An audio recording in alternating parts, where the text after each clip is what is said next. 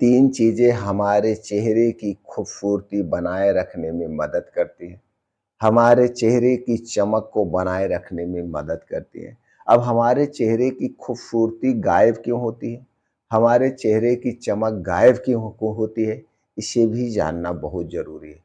तो चलिए थोड़ा-सा इस पे प्रकाश डालते हैं, फिर जानते हैं उन 3 चीज़ों के बारे में और इन 3 चीज़ों का प्रयोग कब करना है, कितनी मात्रा में करना है, कैसे करना है, इससे संबंधित सारी जानकारी आपसे शेयर करेंगे। देखिए दोस्तों, जब हमारा जन्म होता है, जन्म से जब हम बाल्यावस्था में होते हैं, बाल्यावस्था किसे कहते हैं? जन्म से लेकर 16 साल के बीच को बाल्यावस्था कहते हैं। और इस समय हमारे चेहरे की चमक ऐसे बनी रहती है युवा अवस्था में। ना तो चेहरे पे दाग होते हैं, धब्बे होते हैं, कुछ भी नहीं होता है।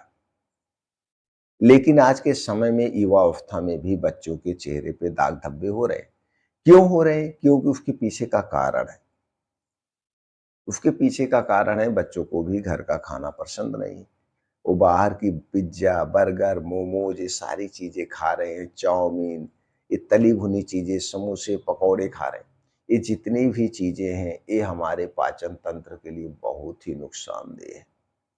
ये सारी चीज़ें गैस, कब्ज़, एसिडिटी को बढ़ाती हैं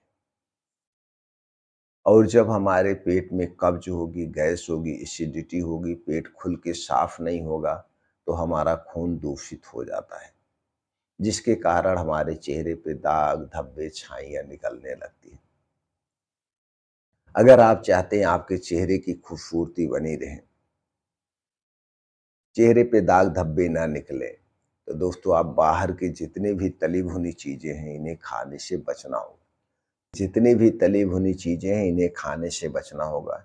ये बाहर की तली भुनी चीज़ें दोस्तों किससे बनाई जाती हैं? मैदे से बनाई जाती हैं, चाहे वो ब्रेड हुआ, चाहे वो टोस्ट हुआ, चाहे वो पकौड़े हुए, चाहे वो समोसे हुए, चाहे वो जलेबियाँ हुई, पिज़्ज़ा, बर्गर, मोमोज़, ये सारी चीज़ें मैदे से बनाई जाती हैं और मैदा हमारे स्वास्थ्य के लिए सबसे खतरनाक है।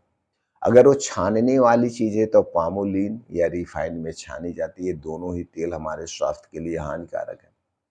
और एक ही तेल को बार-बार यूज़ किया जाता है, तेल को फेंका नहीं जाता है, जिससे वो तेल खतरनाक रसायन अपने आप उसमें उत्पन्न हो जाता है।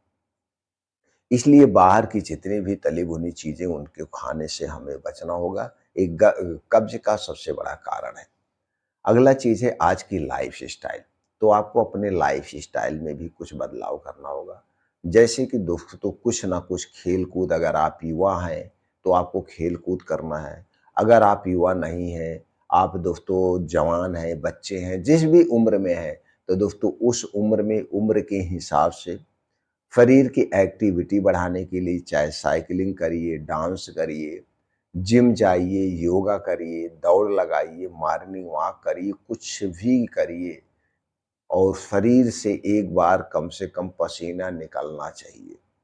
और यह समय सबसे अच्छा समय होता है सुबह का समय। तो सुबह के समय करना है और अपने खाने-पीने में सबसे ज़्यादा फाइबर वाली चीज़ें लेना है। प्रोटीन्स, विटामिन्स वाली चीज़ें लेना चाहिए और इसके लिए सबसे अच्छा स्रोत जो है वो क्या है? हरी साग-सब्जियाँ। तो हमें मौसमी हरी साग-सब्जियों का ज़्यादा मात्रा में सेवन करना चाहिए। दूसरे नंबर पे रखना चाहिए फल। तो हमें कोई भी 1 से 2 मौसमी फलों का सेवन डेली रूटीन में शामिल करना चाहिए। वो भी मौसमी फल, स्टोर किए गए नहीं फल। सब्ज़ी और फल हमें ज़्यादा खाना चाहिए, अनाज कम खाना चाहिए। इसके बाद जो और सबसे ज़्यादा अच्छी चीज़ माना जाता है वो है बीन्स, जैसे अलसी का बीज, सफ़ेद तिल, कद्दू का बीज, आपका चना हो गया, मूँग हो गया, कुछ ड्राई फ्रूट्स हो गए, तो इन सबको भी दोस्तों आपको रात में भिगो के सुबह खाना चाहिए। इससे शरीर में सारे पोषक तत्वों की पूर्ति होती है और हमारा शरीर स्वस्थ और निरोग रहता है, बीमारियों से दूर रहता है। अब खास करके आपको दिनचर्या पे ध्यान देना है। दिनचर्या में दोस्तों क्या करना है, यानी कि रात के समय में हैवी डाइट नहीं लेना है और रात का खाना जल्दी से जल्दी खाना चाहिए, यानी 7 बजे के पहले आपको निपटा देना है। यह खाना एकदम हल्का सुपाच्य होगा। रात के खाने में ज़्यादा तली भुनी चीज़ें नहीं होंगी, गरिष्ठ भोजन नहीं रखना चाहिए। ऐसी दिनचर्या अगर आप रहते हैं और भरपूर मात्रा में पानी पीना चाहिए। खाने को हमेशा 32 बार चबा-चबा के खाना चाहिए। खाने में कोई जल्दबाज़ी नहीं करना चाहिए और ज़मीन पे बैठ के खाना चाहिए। ये है सबसे स्वस्थ दिनचर्या, ये हो गया। अब इसके बाद दोस्तों चलिए उन 3 चीज़ों के बारे में जानते हैं। अगर आपके शरीर में किसी भी प्रकार की कोई भी कमज़ोरी है, उस कमज़ोरी को भी दूर करेगा। कमज़ोरी को दूर करेगा और पोषक तत्वों की पूर्ति करेगा। अंदर के जो ऑर्गन हैं जैसे लीवर है, किडनी है, छोटी-बड़ी आंत इन्हें डिटॉक्सिफ़ाई करने का काम करेगा और दोस्तों हमारे शरीर को इम्यूनिटी को बूस्ट करेगा, शरीर की रोग प्रतिरोधक क्षमता को बढ़ाएगा और शरीर की हर कमज़ोरी को दूर करेगा। तो चलिए उन 3 चीज़ों के बारे में जानते हैं। उनमें से पहली चीज़ है जो कि सबसे फ़ायदेमंद मानी जाती है वो है मखाना। तो दोस्तों मखाना में कई ऐसे एंटीऑक्सीडेंट पाए जाते हैं जो हमारे पूरे पाचन तंत्र के लिए बड़े ही फायदेमंद। दूसरी चीज है दोस्तों वो है किशमिश। क्या है दूसरी चीज है वो है किशमिश। किशमिश में विटामिन सी होता है जो हमारे अंदर के आर्गन है उन्हें डिटॉक्सिफाई करने का काम करता है, उन्हें डिटॉक्सिफाई करने का काम करता है। और तीसरी चीज जो इसी के साथ आपको लेना है वो है दोस्तों बादाम।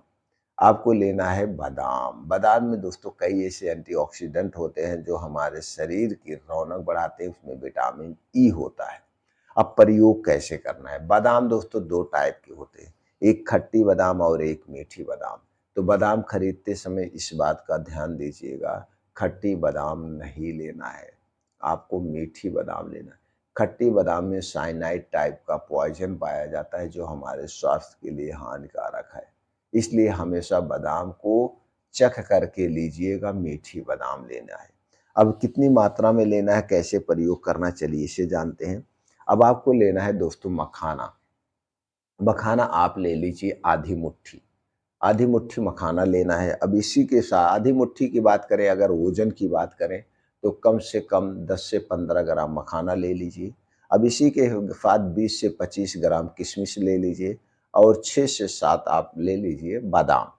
अब ये दोस्तों इसमें से जो किशमिश और बादाम को खूब अच्छी तरह से रगड़-रगड़ के धुल दीजिए। खूब अच्छी तरह से रगड़-रगड़ के धुल दीजिए। बादाम को एक अलग बर्तन में भिगोना है और दोस्तों किशमिश और मखाने को अलग बर्तन में भिगोना है। तो किशमिश और मखाने को आधे कप पानी में अलग बर्तन में भिगो दीजिए। मखाने और इसको किशमिश और मखाने को अलग पानी में भिगो दीजिए, बादाम को अलग पानी में। इसे रात में आपको भिगो देना है। अब सुबह जब आप योगा, प्राणायाम, मेडिटेशन करके 8 बजे घर वापिस आएँगे, जब 8 बजे घर वापिस आएँगे तो सबसे पहले दोस्तों आप ये मखाना, किशमिश, बादाम तीनों को एक में मिला लीजिए और जो बादाम का पानी है उसे फेंक दीजिए। जो किशमिश और मखाने का पानी है, पानी को आप पी सकते हैं। तो सबसे पहले आप पानी को पी लीजिए, थोड़े से पानी बचा होगा पानी, बाकी पानी दोस्तों किशमिश सोख लेती है और मखाना सोख लेगा। थोड़ा बहुत पानी, 1 आध 2 चम्मच बचा होगा, बस उतने पानी में भिगोना है जितने पानी में वो भीग जाए, बहुत ज़्यादा पानी नहीं डालना है। तो 1-2 चम्मच जो पानी बचा है उसे पहले पी लीजिए। अब उसके बाद इन तीनों चीज़ों को बैठ के आराम से चबा-चबा के खा जाइए। चबा-चबा के खा जाना है रोज़। अब इस खाने के बाद, अब जब आप इसे खानेंगे तो सारे पोषक तत्व तो आपको मिल गए। अब इसे खाने के बाद तब तक कुछ नहीं खाना-पीना है जब तक आपको खूब अच्छी-सी भूख ना लग जाए। चाहे 3 घंटा बीत जाए, चाहे 4 घंटा, चाहे 5 घंटा बीत जाए, तब तक कुछ नहीं खाना-पीना है आपको। इसे खाने से पहले और इसे खाने के बाद तक कुछ नहीं खाना-पीना है। इस तरह से जब आप इसे खाएँगे तो दोस्तों ये आपके अंदर के ऑर्गन को डिटॉक्सिफ़ाई करने का भी काम करेगा, शरीर की हर पोषक तत्वों की पूर्ति भी करेगा, बीमारी से भी बचाएगा, शारीरिक कमज़ोरी को भी दूर करेगा और हमारे चेहरे की रौनक बनाए रखेगा। सबसे बेस्ट और सबसे अच्छा तरीका है दोस्तों। इसे सब लोग प्रयोग कर सकते हैं, इसका कोई साइड इफ़ेक्ट नहीं है, कोई साइड इफ़ेक्ट नहीं है। हाँ, अगर आप किसी गंभीर बीमारी से ग्रसित हैं तो रोज़ सुबह खाली पेट दवा खा रहे हैं, तो दोस्तों आप इसे दिन में ले सकते हैं, कभी भी ले सकते हैं। बस समय को बदल सकते हैं और दोस्तों उस समय को बदलने के बाद ध्यान यही देना है कि जब अच्छी-सी भूख लगी हो तभी खाना-पीना है और उसके आगे-पीछे हमें कुछ नहीं खाना-पीना चाहिए। इस तरीके से प्रयोग कर सकते हैं।